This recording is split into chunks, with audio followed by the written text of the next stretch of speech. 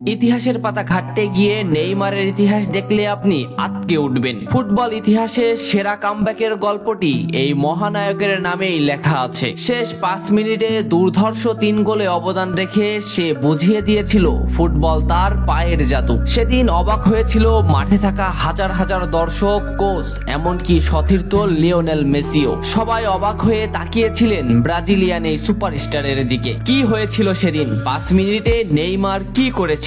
কেনই বা এই সময়টাকে বলা হয়ে থাকে ইতিহাসের সেরা কামব্যাক? চলুন বিস্তারিত দেখি। উয়েফা চ্যাম্পিয়ন্স লিগের রাউন্ড 16 কোয়ার্টার ফাইনালের লক্ষ্যে মাঠে নেমেছিল পিএসজি বনাম বার্সেলোনা। নেইমার, মেসি, সুয়ারেজের মতো বাঘা বাঘা তারকা থাকতেও প্রথম লেগে পিএসজি 4-0 ব্যবধানে হারিয়েছিল বার্সাকে। অর্থাৎ দ্বিতীয় লেগে বার্সাকে ম্যাচ জিতে করতে হবে 5টি গোল। সবাই হাল ছেড়ে দিয়েছিল। স্বাভাবিকভাবে এমন ব্যবধানে ম্যাচ জিতা সত্যি অসম্ভব, কিন্তু সেদিন ব্রাজিলের এক নায়ক বলেছিল এটা সম্ভব, আমরা এটা করে দেখাবো। যেভাবেই হোক না কেন আমরা দলকে ম্যাচ জেতাতে চাই। 2017 সালের 8 মার্চ অনুষ্ঠিত হয় এই ম্যাচের দ্বিতীয় লেগ। ম্যাচের শুরু থেকেই ক্ষিপ্ততা আর দক্ষতা দেখাতে শুরু করেন নেইমার। এই ম্যাচে যেন আবির্ভাব হয় কোনো এক নতুন নেইমারের। এই নেইমারকে তো কেউ চেনে না। ম্যাচের 3 মিনিটেই লুইস সুয়ারেজ পেয়ে যায় প্রথম গোলের দেখা। এরপর নেইমারের ক্ষিপ্ততায় একের পর এক আক্রমণ সাজাতে থাকে বার্সা। এদিন যেন নেইমারকে কোনোভাবেই আটকাতে পারছিল না পিএসজি। নেইমারকে আটকাতে একের পর এক ফাউলই বেছে নিয়েছিল তারা। ম্যাচের 40 মিনিটে লেভিনের আত্মঘাতিক গোলে বার্সা পায় দ্বিতীয় গোলের দেখা। ম্যাচের 50 মিনিটে ক্ষিপ্ত থাকা নেইমারকে ডি বক্সের ভিতর ফাউল করে ফেলে দেওয়া হয়। এতে বার্সা পেয়ে যায় পেনাল্টিতে গোল করে দলকে এগিয়ে নেন লিওনেল মেসি। তবে যেমনটা ভাবছিলেন এই ম্যাচের গল্প ফুটবল বিধাতা তেমন ভাবে লেখেননি। 62 মিনিটে বার্সার কফিনে শেষ প্যারাটা পুড়ে দেন এডিনসন কাভানি। এতেই স্তব্ধ হয়ে যায় ক্যাম্প নু।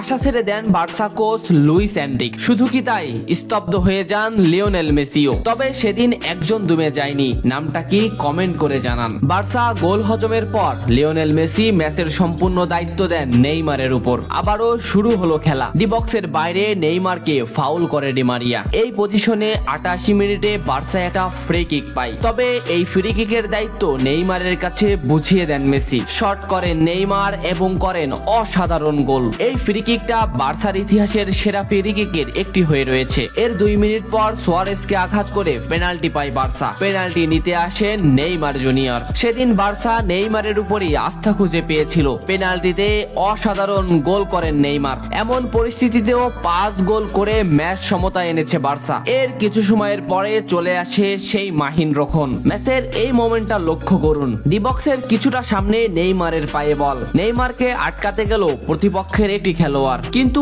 নেইমার শর্ট মোমেন্ট নিয়েও শট না করে বলটি সামনে আগালেন। এই মোমেন্টটা লক্ষ্য করুন। নেইমার একবার গোলের দিকে তাকালেন। এতেই সে বুঝে ফেলেছে কোথায় বলটি দিতে হবে। নেইমার শট নিলেন। আপনি সাধারণ চোখে এটাকে একটা শট দেখলেও এটা হলো সেই শট যা লিখেছিল ইতিহাসের সেরা কামব্যাকের অধ্যায়। নেইমার এমন ভাবে শটটি নিয়েছিলেন যাতে রবের্তো শুধু পা লাগিয়ে গোল করে